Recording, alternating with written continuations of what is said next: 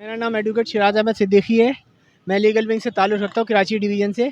मैं ये कहना चाहूँगा हामिद खान साहब ने जो हाई कोर्ट में बात की वो बिल्कुल मुनासिब की थी कि ये 184(3) क्लियरली इंडिकेट्स कि it is the power of supreme court to take suo motu actions in any condition and upon supreme court direction Mukhtar हमाई की ऐसे कोई भी उसमें एक्शंस लिए गए कंटेम्प्ट पे डायरेक्ट ले सकती है कोर्ट, लेकिन सो मोटो एक्शन सुप्रीम कोर्ट की पावर है। हाई कोर्ट को अनफॉर्चुनेटली अभी तक तो ये पावर नहीं है। अब अगर आप रूल ऑफ लॉ पे चलते तो ये बात है, बाकी आपने अगर कुछ और करना है तो वो जिसकी लाठी उसकी match, might is right is an other thing. बिल्कुल लेकिन अभी जो ये इम्पोर्टेड हुकूमत है ये तो सिर्फ अपने लिए सोच रही है ना कि जो भी गलत है तो वो भी हमारे लिए सही है। सर ये इम्पोर्टेड हुकूमत और इम्प्यूटेड एफएम बिलावल भुट्टो जरदारी की बात कर रहा हूँ। ये उसके ऊपर मबनी है। अब ये जिस तरह के लोग हैं ये इसी तरह की हरकतें करेंगे। ये जोकर्स भी हैं, ये बहुत सारी चीज़ें हैं। बारिश ज़्यादा आती है तो पानी ज़्यादा आता है, ये वो वाले लोग हैं। अब इनसे क्या इंसान बात करे? लॉजिकल बात उससे की जाती है जो अक्लमंद हो, जो समझने सोचने की सलाहियत रखे। ये कहते हैं वीनस बन गया। ओ भाई, आपके पानी से वीनस बना है, वीनस नहीं बना। मुल्क को बर्बाद कर दिया आप लोगों ने। नहीं इनसे ये वजीर खारजा हो गए, हमारे प्राइम मिनिस्टर हो गए, इनसे कोई मिलने को तैयार नहीं है बाहर। सर तो बात ये जो बंदा होता है उसकी हैसियत देख के बात की जाती है ना। अब एक बेवकूफ़ शख्स को अगर आप बैठा दो किसी कुर्सी पे तो वो अक्लमंद तो नहीं हो जाएगा ना। तो यही शहबाज शरीफ का हाल है। एक लतीफ़ा मुझे याद आ रहा है, एक जंगल था उसमें शेर मर गया था और बंदर को जंगल की सहारत मिल गई थी। तो एक गीदड़ ने किसी बकरी के बच्चों को अगवा कर लिया तो बंदर इधर से उधर भाग रहा था। You understand what I said? बंदर इधर से उधर भाग रहा था। शहबाज शरीफ भी यही कर रहा है। अब उनको समझ में कुछ नहीं आ रहा है इन लोगों उनके पास है ही नहीं। नवाज शरीफ करते थे जो करते थे, उनको तो इतना अख्तियार नहीं कि वो अपनी मर्जी से पार्टी चला सके। तो क्या करेंगे? को। अच्छा मैं आपसे आखिर में पाकिस्तान जिंदाबाद का नारा सुनना चाहूँगा। पाकिस्तान जिंदाबाद। और मैं एक बात और कहूँगा, 1910 में उन्होंने सुल्तान सलमान को निकाला था और 2022 में इमरान खान को निकाला। दोनों का एक ही उसूल था, दोनों यहूदी लॉबी के खिलाफ थे। ये गवर्नमेंट यहूदी लॉबी भी तस्लीम करी है, कश्मीर को दे चुकी है, इंडिया के हवाले कर चुकी है। बस आज इससे ज़्यादा मैं कुछ प्याज नहीं कहूँगा। टमाटर के भाव पे नहीं, प्याज टमाटर नहीं, वैसे ही फ्री में दे चुके हैं भाई। वो तो प्याज टमाटर बड़ी चीज़ है, ये ले भी नहीं सकते, इनकी औकात नहीं है इतनी। कारोबार इंडिया में चल इनका रहा है इंडिया ना। में कारोबार, वो क्या करेंगे?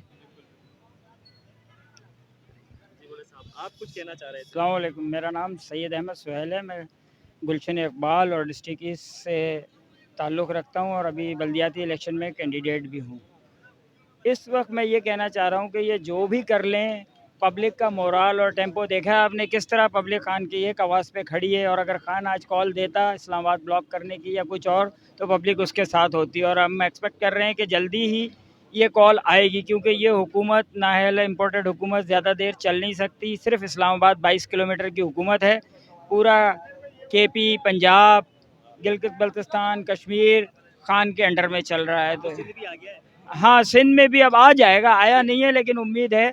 ये अल्लाह की तरफ से सिंध में जरदारी को फारिग करने का सिस्टम आया है। सैलाब में ये पूरे धुल के एक्सपोज हो गए हैं, बारिश ने इनको बिल्कुल एक्सपोज कर दिया। पब्लिक को समझ में आ गया है कि जो इमदाद आ रही है वो कहाँ जा रही है, वडीरों के उताक में जा रही है। गरीब लोग बेचारे वैसे ही बैठे हुए हैं, ना मच्छरदानी है, ना मेडिसिन है, ना खाना है, और घर तो देने की इनकी हैसियत ही नहीं है। अभी आप देखें डॉलर, आईएमएफ की इमदाद आने के बावजूद डॉलर कंट्रोल नहीं हो रहा और कंटिन्यूसली उसकी प्राइस बढ़ रही है। इस वक्त भी सुनने में आ रहा है कि 238 और 240 के अराउंड मिल रहा है और ब्लैक में 245 का मिल रहा है। तो आप सोचें कि क्या हालत है। और फिर इंटरनेशनल प्राइस जो है पेट्रोल की गिर गई है, 85-86 है, जो इमरान खान के दौर से भी कम थी।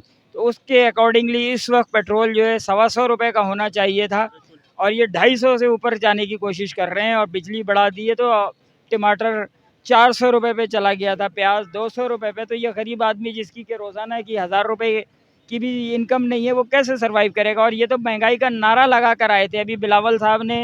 हाँ, महंगाई मुकाओ मार्च किया था। तो ये महंगाई मुकाओ नहीं है, ये महंगाई बढ़ाओ मार्च है। और ये महंगाई किए जा रहे हैं और आवाम को अब इनके ख़िलाफ़ एक फ़ैसला करना होगा और आवाम इस फैसले पे मुत्तहिद हैं, मुत्तफ़िक़ हैं कि जैसे ही इलेक्शन होता है इनको फ़ारिग किया जाएगा। इसीलिए ये सारे 14 जमातें मिल के इलेक्शन से भाग रही हैं। बल्दियाती से भी भाग गए, 9 हलकों से भी भाग गए और भी भागेंगे, लेकिन कितने दिन। आखिरकार को इलेक्शन कराना होगा। इस मामलात का हल ही इलेक्शन है, खान ने यही बोला है। और अगर खुदा ना खास्ता ये कहीं नाअहल करने की गलती कर बैठे तो जो पब्लिक रिएक्शन आएगा वो इनकी इमेजिनेशन की बियॉन्ड है। ये सोच ही नहीं सकते हैं कि क्या होगा। और अगर मुल्क को अनारकी की तरफ, खाना जंगी की तरफ ले जाना चाहते हैं, श्रीलंका बनाना चाहते हैं, तो फिर मर्जी है इनकी। जज हो, जब जागे ये आवाम जाग चुकी है। हाँ बस यही मैं कह रहा हूँ। तो ये वो मौका नहीं आएगा और पाकिस्तान अल्लाह की एक ब्लेसिंग है, अल्लाह की एक रहमत है।